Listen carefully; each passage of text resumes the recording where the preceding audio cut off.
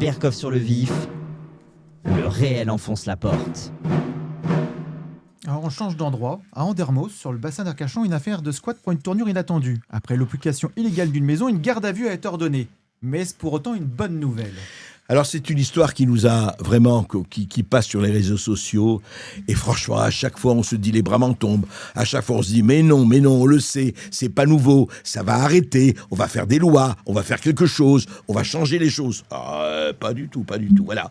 C'est très simple, la propriétaire donc d'une maison à Andemos a été placée en garde à vue. Alors, qu'est-ce qui s'est passé ? 3 gendarmes ont frappé à ma porte pour me dire que j'étais accusé d'association de malfaiteurs. Tiens, comme Sarkozy. Bizarre, hein ? Je suis passible de 10 ans de prison. Attendez, la propriétaire, pourquoi ? Alors, on vous raconte. Donc, décembre 2020, Karine Lelouch, 55 ans, hérite d'une maison familiale à Andernos, sur le bassin d'Arcachon. Maison restée vide depuis des années, elle décide de la mettre en vente pour payer des frais de succession colossaux, près d'1 million d'euros.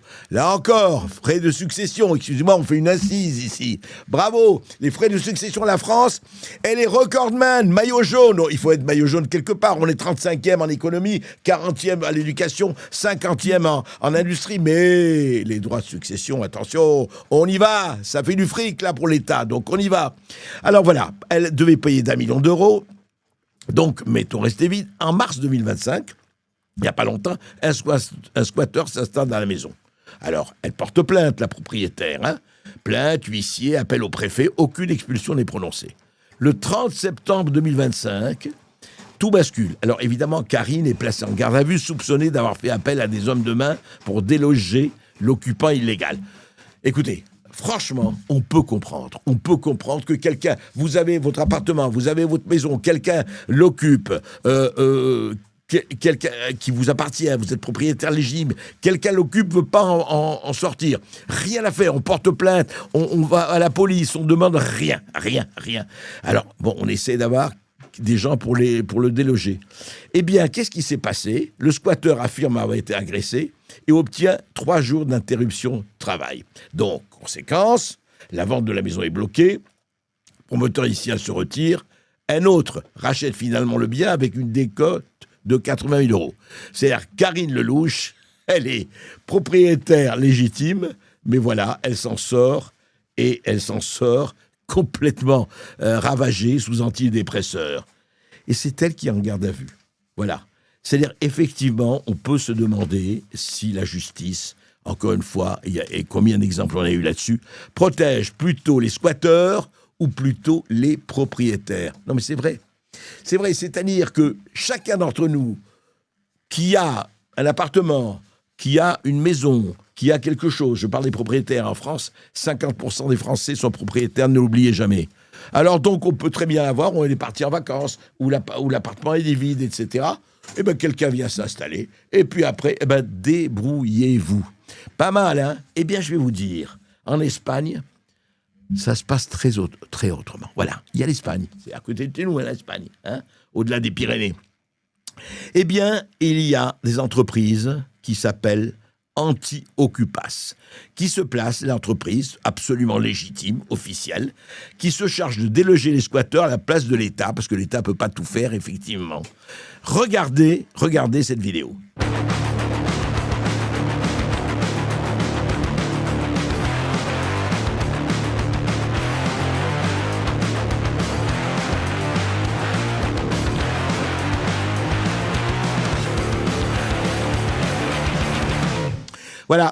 Voilà.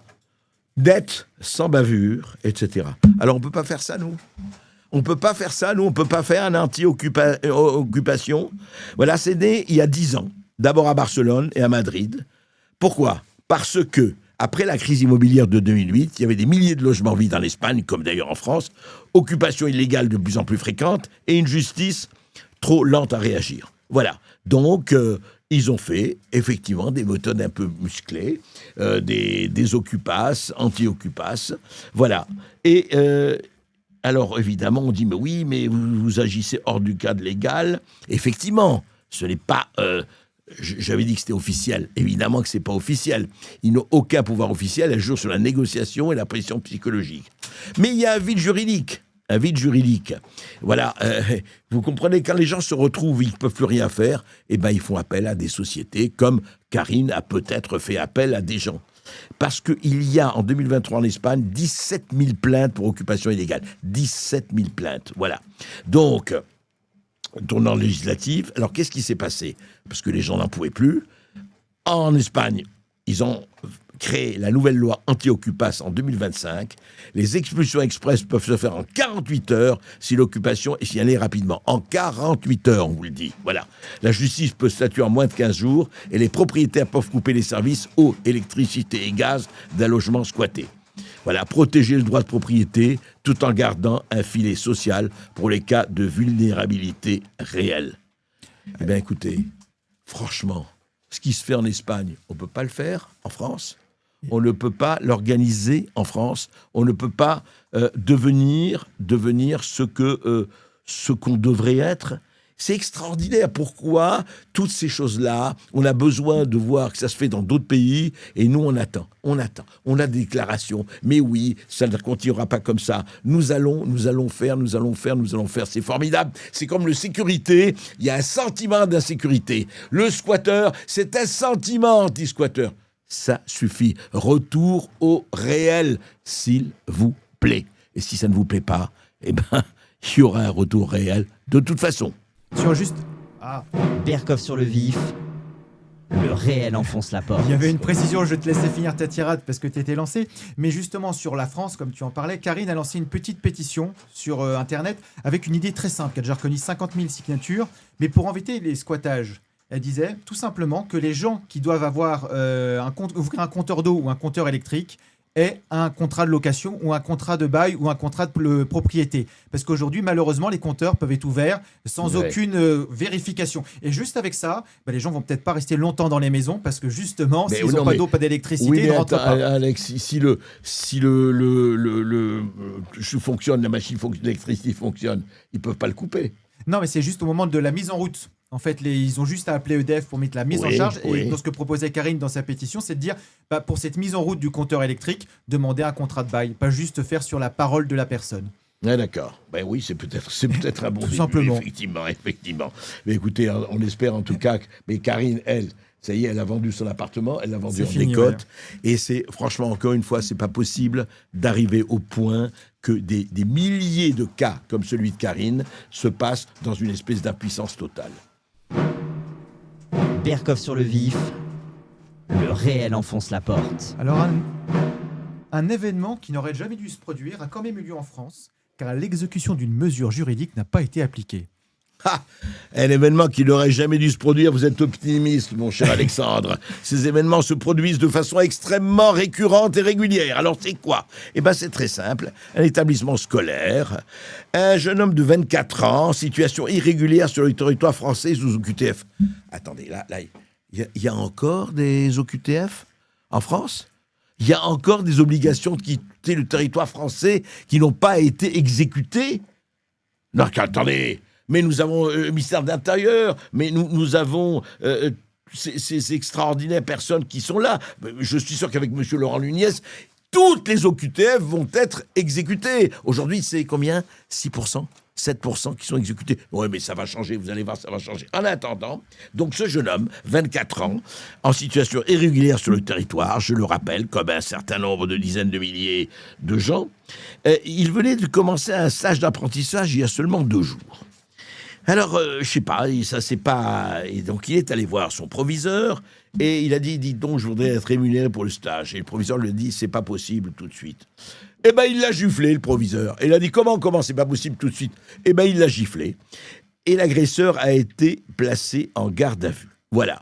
Donc, ça se passe comme ça. C'est-à-dire qu'aujourd'hui, OQTF signifie simplement obligation de quitter le territoire français, mais farce de quitter le territoire français. Voilà.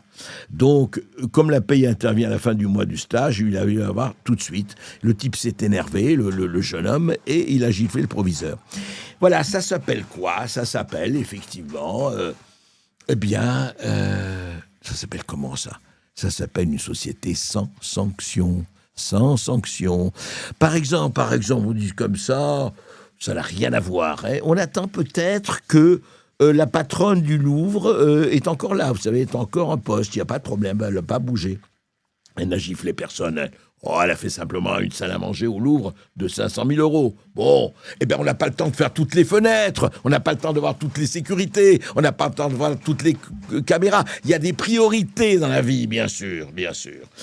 Voilà, c'est intéressant, encore une fois, des petits tableaux comme ça de la vie quotidienne en douce France, cher pays de mon enfance, enfance.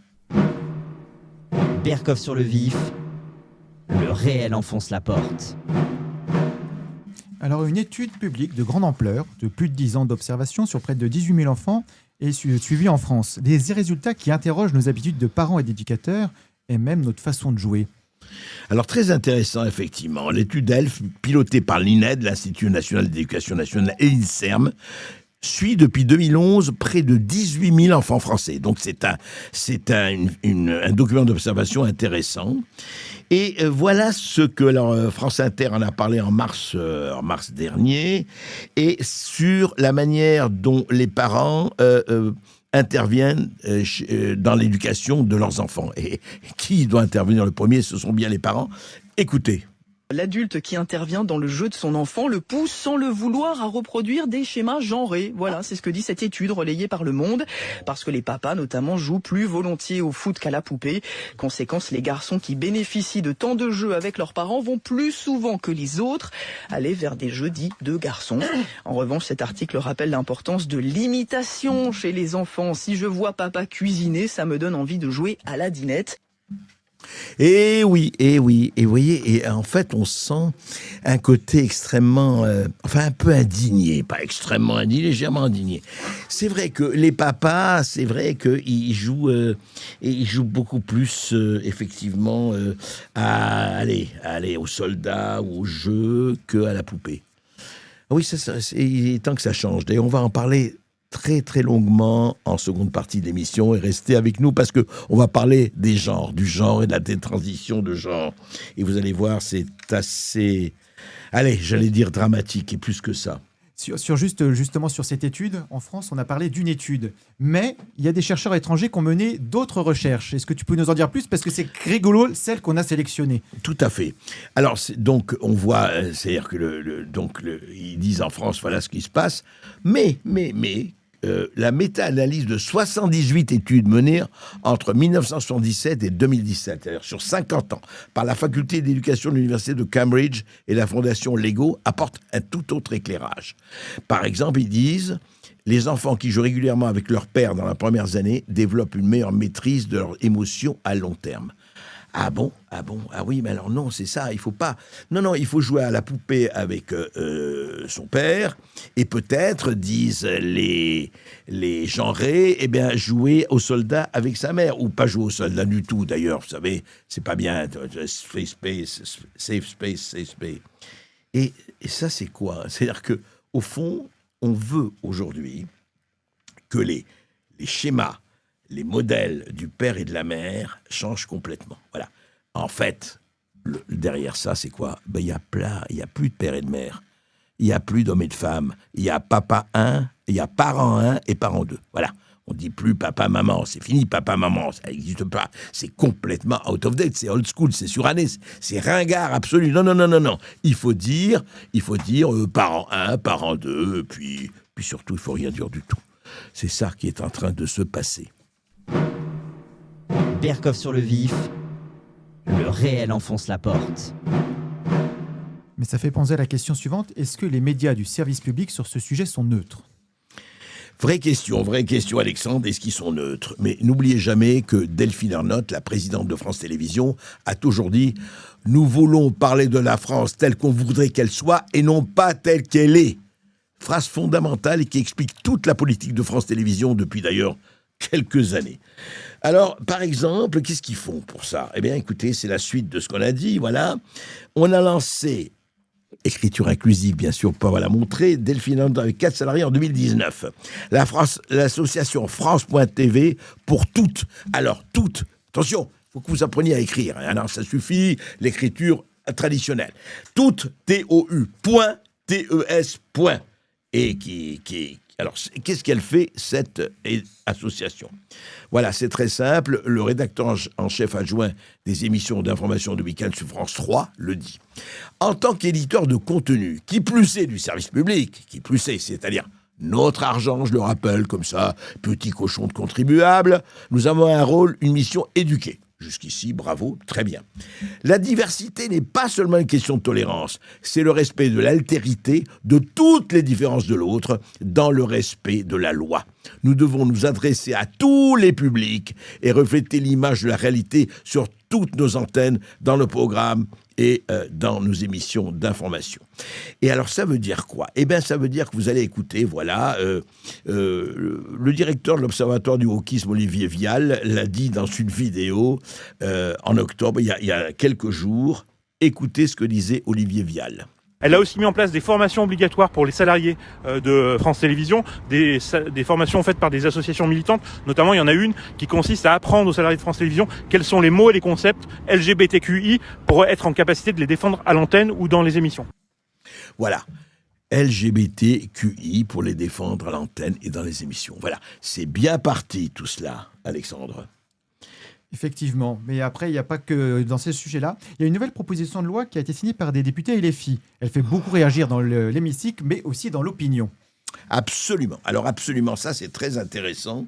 Il y a effectivement une proposition de loi déposée le 14 octobre, vous voyez, il y a quelques jours, par la France Insoumise, visant à supprimer la mention du sexe sur la carte nationale d'identité. Alors vous le savez, hein, vous avez tous, voilà, c'est ma carte d'identité, la voilà. Et vous l'avez, et j'ai sexe M. Sexe M. Moi, je sais pas, j'ai jamais regardé ça. Et maintenant que j'ai vu ce que avait déposé la France Insoumise, alors ça me pose un problème. Sexe M? Pourquoi sexe M? Ah oui, alors ils expliquent pourquoi.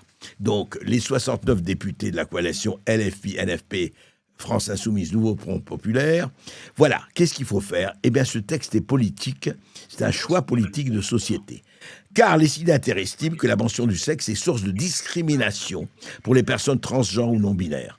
Ce sexe n'a plus de valeur utile d'un point de vue administratif. C'est pas la peine. D'ailleurs, ça n'existait pas avant 55 sur certaines cartes. Alors pourquoi maintenant? Eh bien, pourquoi maintenant? Parce que c'est maintenant que ça doit exister. Et je vais vous lire d'ailleurs certains aspects, l'exposé des motifs du projet de loi. C'est encore un projet de loi.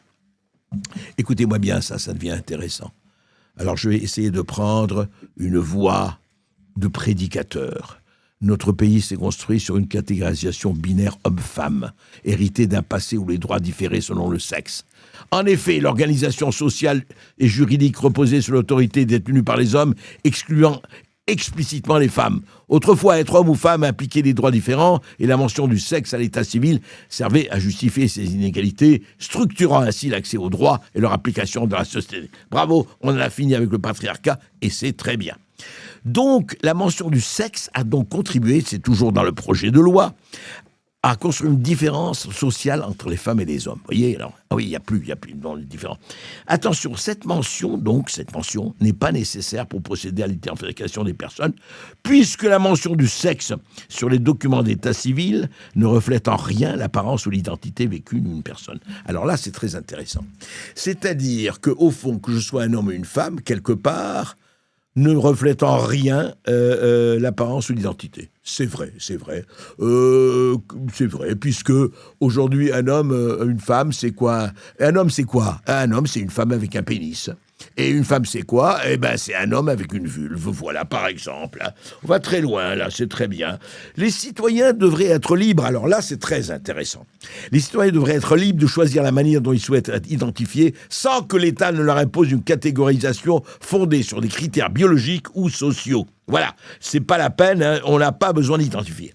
Alors là, je rejoins tout à fait la France Insoumise. Merci, monsieur Mélenchon. Merci, madame Chikirou. Merci tous, merci, monsieur Coquerel. Voilà, vous voyez, là, c'est écrit, et j'ai rien demandé, hein, moi je vous assure, on l'a imposé, hein. Je suis une victime, comme vous tous. C'est écrit sexe M sur ma carte d'identité. Eh bien, je demande, parce que je me sens fourmilier de tamanoir, je veux être sexe F. Je me sens sol plaire, je veux qu'on mette mention S. Je me sens étoile filante, je veux qu'on mette sur ma mention sexe E. Mais oui, absolument, puisque ça n'a aucune importance, puisqu'on peut être ce qu'on veut. Eh bien alors, arrêtez. Je veux être, par exemple, Brad Pitt, qu'on mette sexe B. Voilà. Aucune importance. D'ailleurs, Brad Pitt, on ne sait même plus si c'est un homme ou une femme. Tout ça n'a aucune importance. C'est pas beau, hein, pendant qu'il se passe tout ce qui se passe en France et ailleurs. Économie, psychologie, voilà. En quoi ça intéresse la totalité des députés France Insoumise, Nouveau Front Populaire, c'est de savoir s'il faut supprimer la mention M ou F, homme ou femme, sur les cartes d'identité. C'est pas beau, les priorités. C'est pas beau. Qu'est-ce qu'ils ont dans leurs neurones? Non, mais on peut se demander, franchement, tranquillement.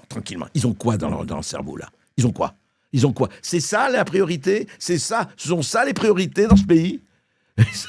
C'est magnifique, hein. Vive le woke. Au moins, ça permet de s'amuser, d'enfumer, en s'occupant absolument pas des problèmes qui nous préoccupent vraiment. Berkoff sur le vif, le réel enfonce la porte. Mais justement, le réel arrive à Nantes, dans une ville qui se doit vivante mais pas militante. Mais à Nantes, a priori, on a confondu l'aménagement avec l'engagement. Alors ça, c'est magnifique, Nantes, la ville de Johanna Rolland, de cette chère Johanna Rolland, maire de Nantes, où on sait qu'il n'y a aucun problème d'insécurité, aucun problème de délinquance, aucun problème d'incivilité. Non. Eh bien, Johanna Rolland a, elle aussi, comme les députés de la France Insoumise, a compris les priorités. Eh bien, qu'est-ce qu'ils ont lancé? Ils ont lancé un appel à projet, la métropole, pour créer des espaces publics non sexistes. Alors ça, c'est formidable. Alors c'est quoi l'espace public non sexiste? Alors on essaye de voir ce que c'est. Donc le budget est intéressant, 25 000 d'aides par projet, donc ça fera, voilà. Alors qu'est-ce que c'est? Eh bien c'est très simple. Imaginons, sur la page internet de Nantes Métropole, imaginons ensemble les espaces publics de demain. Voilà, en France, dit ce rapport, 99% des femmes ont été victimes d'un commentaire d'un acte sexiste. Loin de reculer, le sexisme s'ancre, voire progresse. Oui, c'est lié à quoi? Eh bien, écoutez, nous, encore une fois, on ne parle absolument pas des vraies raisons de l'insécurité, de la délinquance et des incivilités, des agressions et des viols et des tabassages. Non, écoutez bien, c'est la page internet de Nantes Métropole. À Nantes Métropole comme ailleurs, les femmes et les personnes LGBTQIA+, subissent le sexisme. Elles peuvent avoir le sentiment de ne pas cheminer librement dans la ville, de ne pas avoir le plein usage des équipements et services publics, etc. Très bien. Alors, on va agir en faisant quelque chose. Alors, qu'est-ce qu'on va faire? Eh bien, éclairage des rues, taille des trottoirs, mobilier urbain, végétalisation, ça va tout changer, végétalisation, bien sûr, éclairage des rues, bien sûr, campagne de prévention, médiation. Comment aménager et animer l'espace public pour qu'il soit égalitaire et agréable pour tous? Eh bien, pour atteindre cet objectif, Nantes Métropole et la ville de Nantes lancent en septembre 2024 une démarche participative afin d'évaluer avec les citoyennes et les citoyens, les acteurs et actrices du territoire, leur perception et utilisation de l'espace public métropolitain. Ah, c'est pas beau ça? C'est pas beau, c'est pas magnifique. Eh bien voilà, ça va être ça, Nantes. Donc, peut-être augmenter les effectifs de la police municipale ou de la police tout court. Peut-être donner un peu plus de sanctions, sanctionner un peu plus fort un certain nombre de gens qui ne pensent qu'à effectivement agresser. Non. On va végétaliser. Mais oui, on va élargir la taille du trottoir, l'éclairage, on va augmenter l'éclairage des rues. Voilà, c'est tout à fait le sens aigu des priorités. Quand on n'a rien à dire, quand on ne sait quoi faire, quand on fait de l'impuissance une morale, eh bien, on fait quoi? Eh bien, on fait des espaces publics non sexistes. Et ça va tout changer. On voit les Nantais, bravo les Nantais, vous allez être protégés. D'ailleurs, à l'île de Nantes, Alexandre et Roxane, et les noms féminins se multiplient. Ça, c'est une bonne chose, hein. Moi, je suis absolument pour. Mais ce qui est intéressant, c'est que le dialogue citoyen de Nantes Métropole propose désormais aux habitants de voter pour des noms de rues en hommage, alors ça c'est nouveau, à des figures transgenres. Voilà, Christine Jorgensen, première femme transgenre connue, Nina Pop, femme trans afro-américaine, Marsha B. Johnson, militante trans-noire américaine, Diana Sakayan, activiste argentine pour les droits trans, April Ashley, visibilité trans, etc. Voilà. on se sent vraiment là protégé. Et les rues et tout cela va être d'un calme absolument olympien. Quel plaisir, quel plaisir.